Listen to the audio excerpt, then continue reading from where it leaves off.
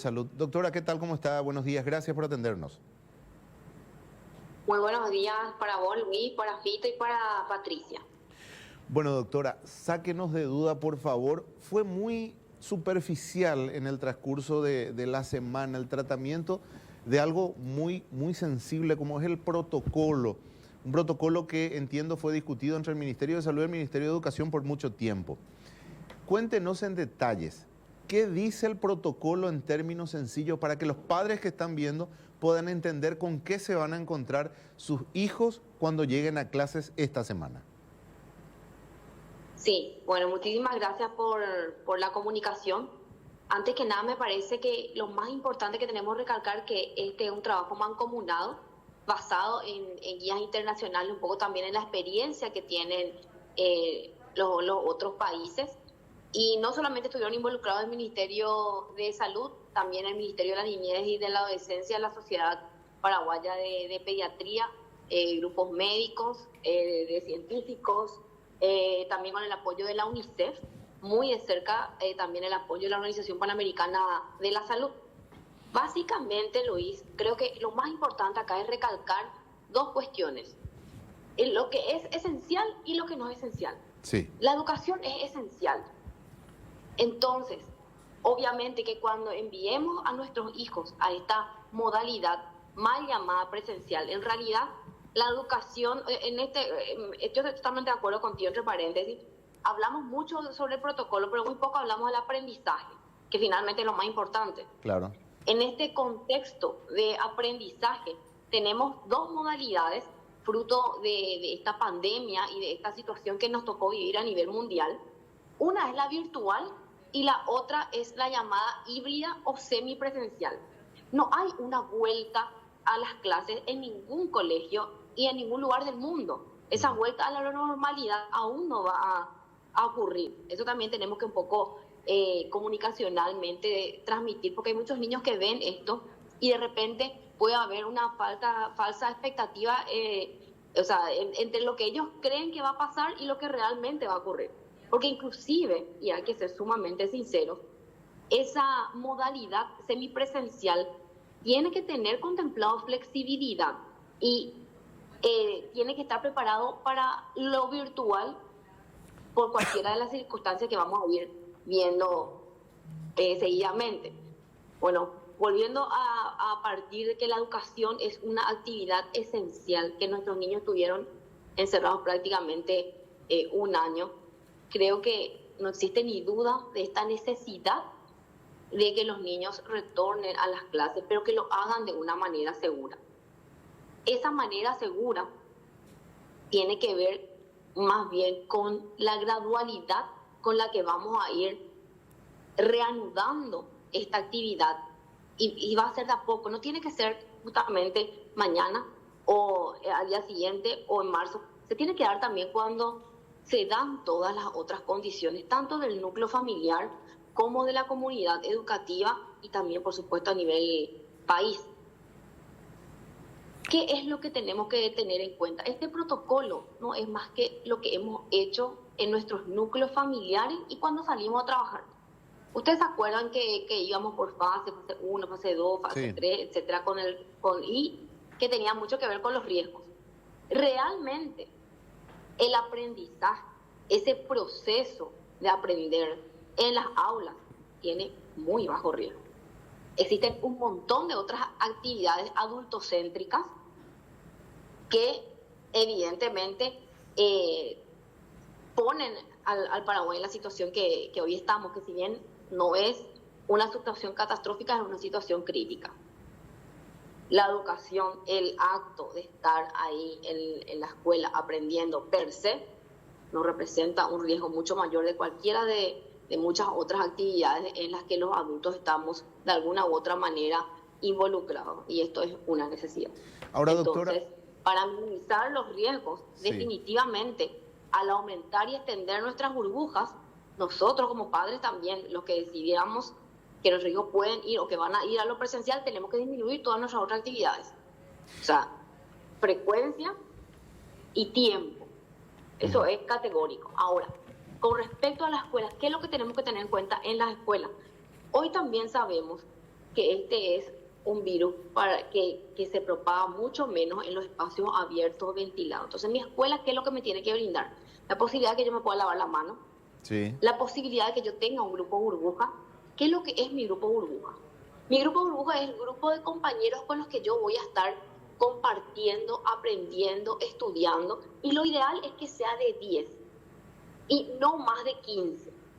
Sabemos que hay muchos colegios, inclusive privados, que son muy populosos y que esta reorganización o esta reestructuración es todo un desafío, pero es sumamente necesario. Desde el punto de vista epidemiológico, no es lo mismo una burbuja de 10 que una burbuja de 15 inclusive. Entonces, cuanto más pequeña es la burbuja, lo mismo que para nosotros, es mucho mejor cuanto menos nos relacionamos o cuanto menos contactos tenemos, y cuanto esa diversidad de contactos es menor, mucho mejor. Entonces, que mi colegio me pueda ofrecer espacio para el aseamiento es básico, y no solamente por el COVID. Que yo pueda estar en un grupo burbuja estable, como dije, cuanto más pequeña la burbuja, mucho mejor. Que esa escuela me garantice la distancia física mientras que estoy en un espacio de aprendizaje teórico práctico, y sobre todo también un cambio estructuracional en todas las otras actividades que tienen que ver con la educación, pero que no están estrictamente limitadas a ese proceso de aprendizaje formal, como por ejemplo los espacios abiertos para el recreo, para la cantina, etcétera, ¿verdad? O sea, Doctora. En el protocolo, por ejemplo, eso está súper detallado, de la importancia de hacer escalonamientos. Yo Doctora. creo que si pudiésemos hacer un paralelismo, este momento sería como cuando volvimos a trabajar. ¿Se acuerdan que estuvimos todos encerrados en nuestras casas? Es muy Y solamente importante. salíamos para ciertas actividades y luego aprendimos a trabajar en cuadrillas. Bueno, hoy tenemos el gran desafío de acompañar a nuestros niños, a nuestras niñas, a los adolescentes a aprender a estudiar, a relacionarse, a reanudar ese proceso tan natural y tan necesario de desarrollo en ellos, y dentro de un contexto de una pandemia. Doctora, entonces, sobre esa parte, sobre el protocolo, me parece que está muy bien diseñado y va a depender mucho de docentes y de alumnos el cumplimiento de este protocolo. Pero para llegar al lugar donde se tiene que cumplir con este protocolo, también hay pasos previos. Es decir, los chicos van en transporte escolar, no van con su núcleo. Los chicos van en transporte público, no van con su núcleo. ¿Cuál es el peligro que representa la exposición de los chicos hasta llegar a las instituciones educativas? Sí, en el protocolo existe un apartado en donde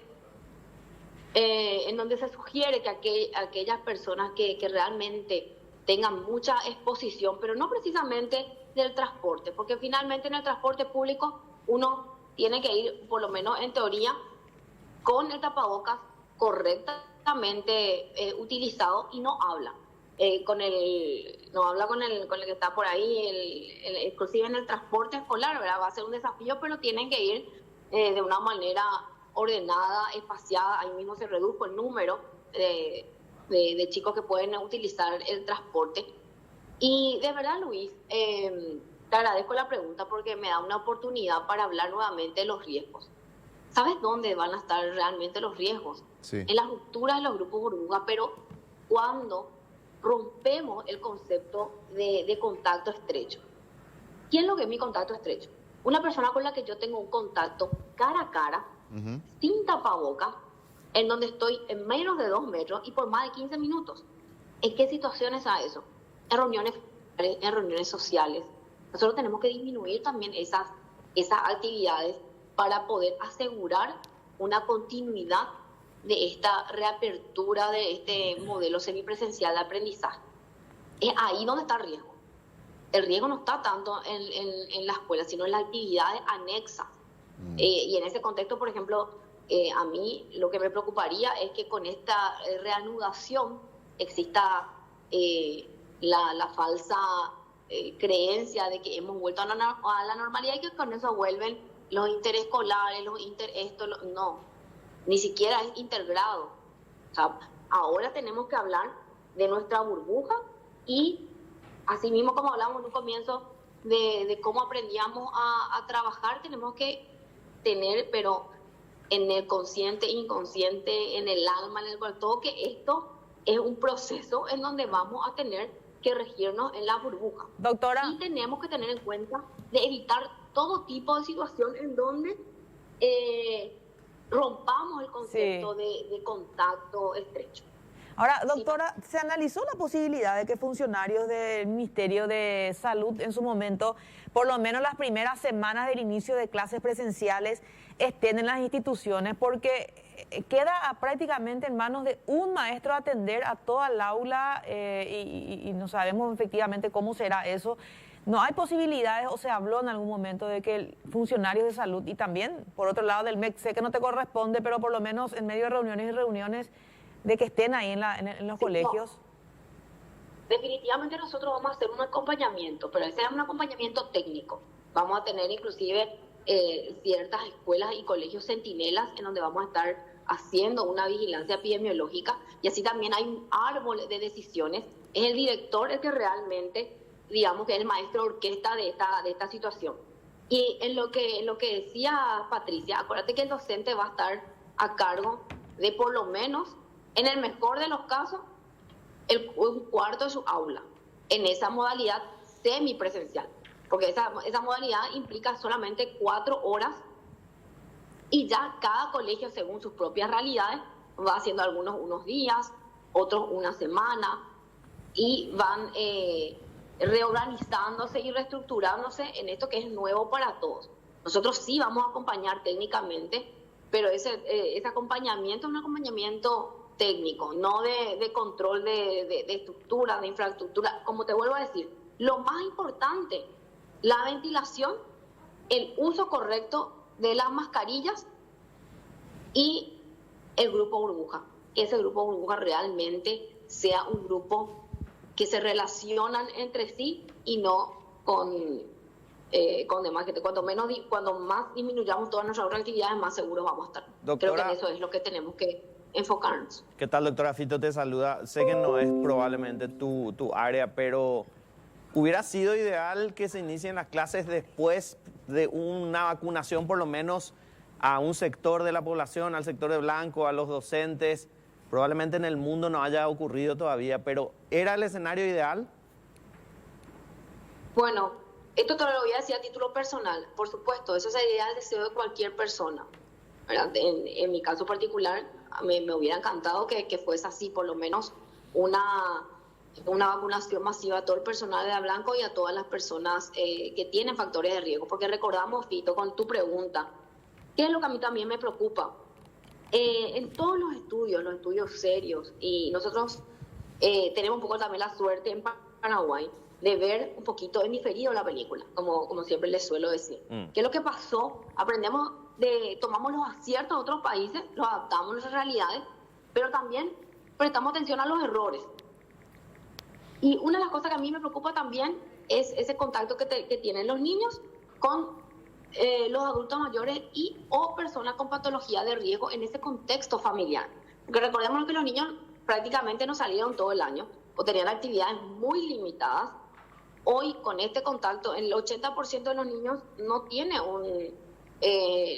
no pasa por una sintomatología importante con respecto al COVID, pero sí puede transmitir a personas muy allegadas, muy caras a su afecto, y eso sería realmente devastador. Yo creo que más allá de la situación epidemiológica en cualquier familia, eso resulta difícil. De hecho, lo sabemos por la experiencia.